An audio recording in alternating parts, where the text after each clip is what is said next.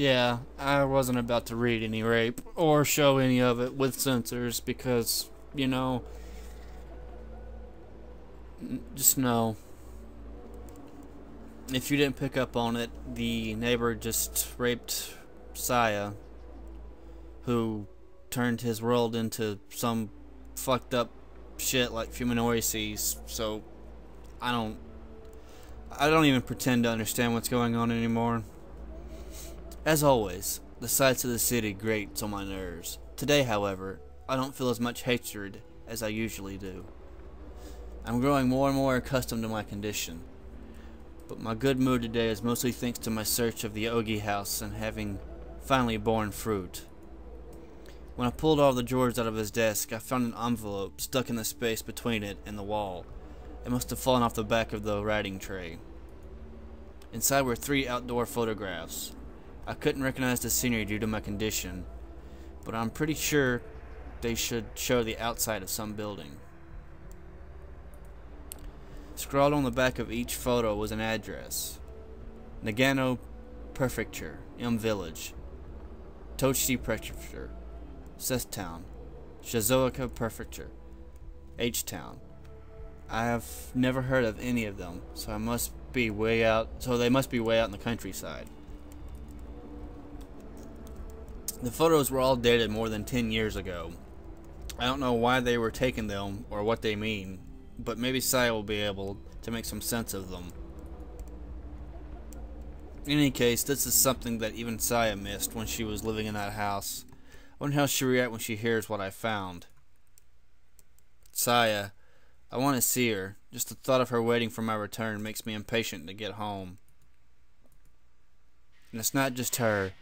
I also hear a low, wet grunting. There's no time to take off my shoes. The monster finally stops mindlessly gorging itself on Saya's body and turns its head to look at me. Surprised by my own composure, I easily slip past it and grab the meat cleaver sitting next to the sink. Without a moment's hesitation, I slash at what appears to be its face. It screams and staggers away from Saya. My attack must have blinded it, because it flails its tentacles wildly as it tries to drive me away.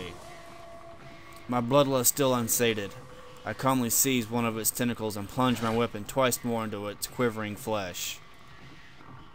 The blade slices through its body with fascinating ease, each strike sending its own blood spraying into my face. As I carve the monster to pieces and hear its hideous screams, my mind is finally consumed by the flames of rage. This thing hurt Saya. No mercy. Its death alone won't satisfy me.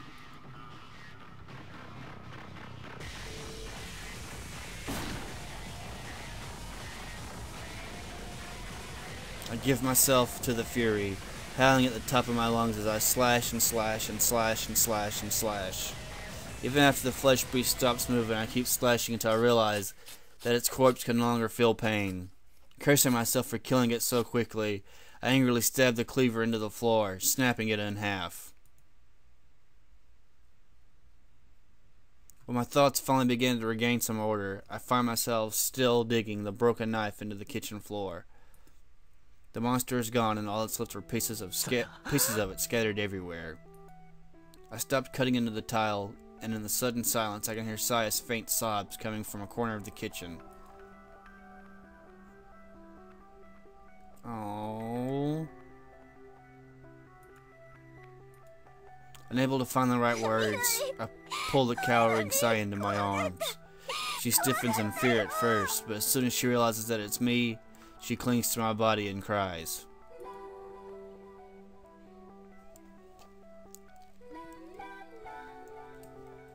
Fuminori, Fuminori, I was so scared, so scared. Not knowing what to say, I can only keep holding her. This should have never happened to Saya. Everything is to blame, yes, including myself. I couldn't protect her. If I'd been with her, then maybe I could have stopped this. I'm sorry. I'm sorry, she says over and over again, her voice choked with tears. Not wanting to hear that from her, I pull her head into my chest. Don't say that, Saya. It's not your fault. I try to reassure her, but she shakes her head vigorously in denial.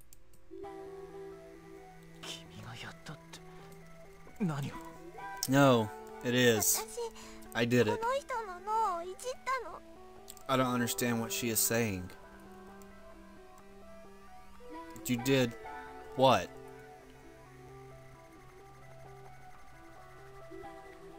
I messed with his brain, she answers, glancing at the dismembered monster with her swollen eyes.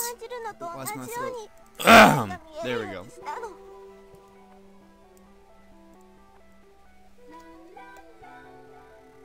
I made the inside of... Thank you, Japanese lady. I made the inside of his head the same as yours. I made him see the world like you do. It takes time to understand the meaning of Saya's words, and even longer to decide how to respond.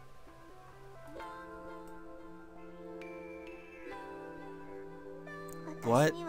But how? Finally regaining her composure, Saya responds to my confusion in a low voice.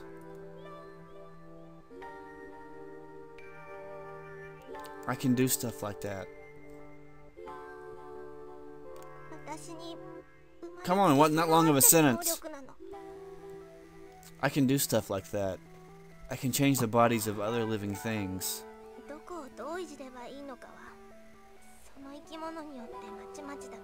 I've had this ability since I was born.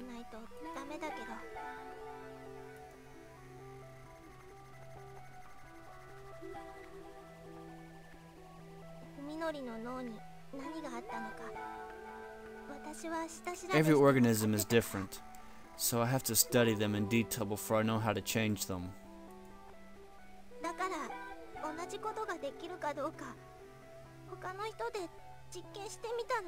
By doing some research, I figured out what happened to your brain.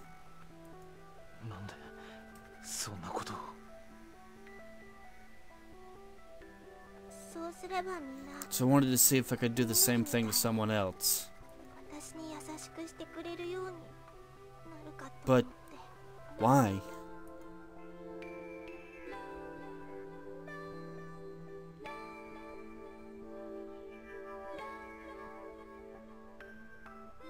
I thought that if everyone were like you, they would all be kind to me.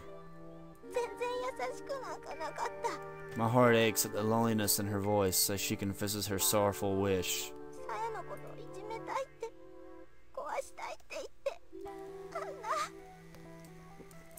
But that man, he wasn't kind at all.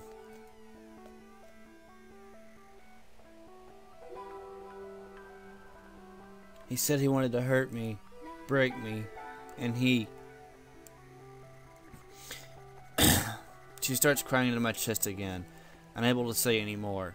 I gently rub her back while trying to get my jumbled thoughts together. Saya, what is she? This question is beyond me. However, there is one thing that I can answer, here and now. Saya is mistaken. She is misunderstanding something vital.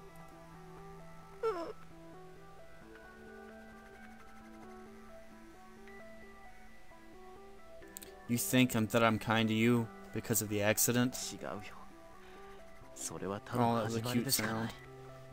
Yeah, she nods sadly. I smile and shake my head.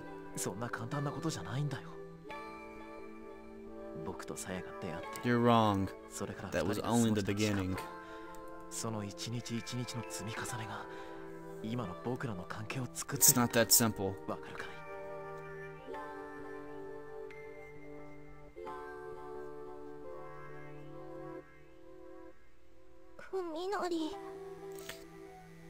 The time you and I spent together after we met, those days, those experiences, are what made us what we are. Understand? Fuminori.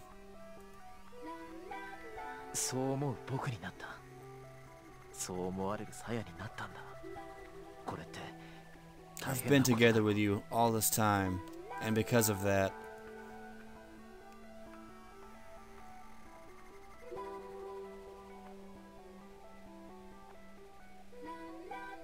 you became important to me, and I became kind to you. See?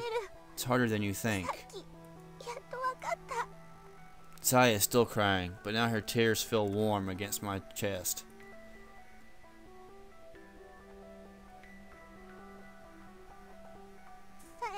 Yeah, I understand. I finally understand now. Her smile shines through her tears.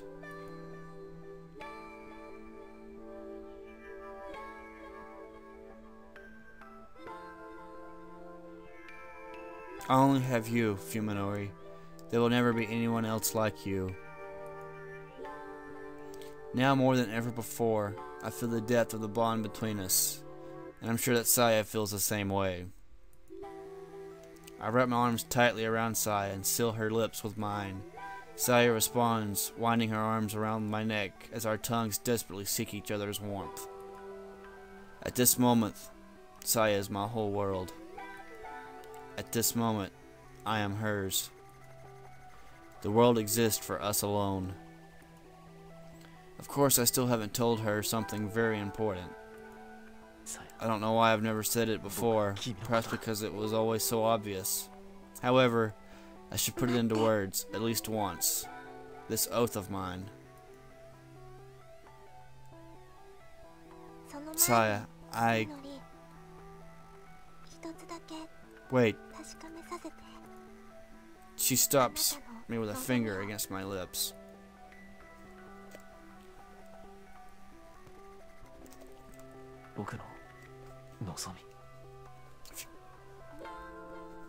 Before that, Fuminori, tell me one thing. What do you desire? What do I desire? Saya nods, staring into my eyes with unusual solemnity.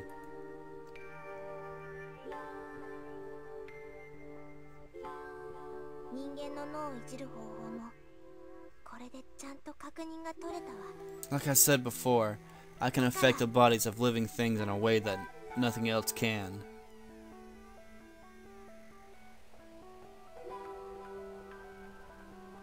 And now that I've learned how to manipulate human brains properly, Saya paused and takes a deep breath before continuing.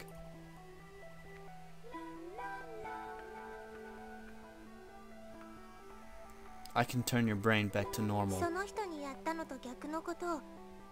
What? Until now, such a thing hasn't even been in the realm of possibility.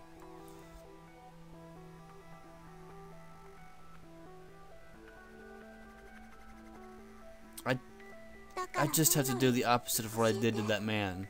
It's really simple. I replay Saya's words in my head to be sure of their meaning. So tell me, Fuminori. Do you want to return to your old life? Do you want to take back what you lost in the accident? I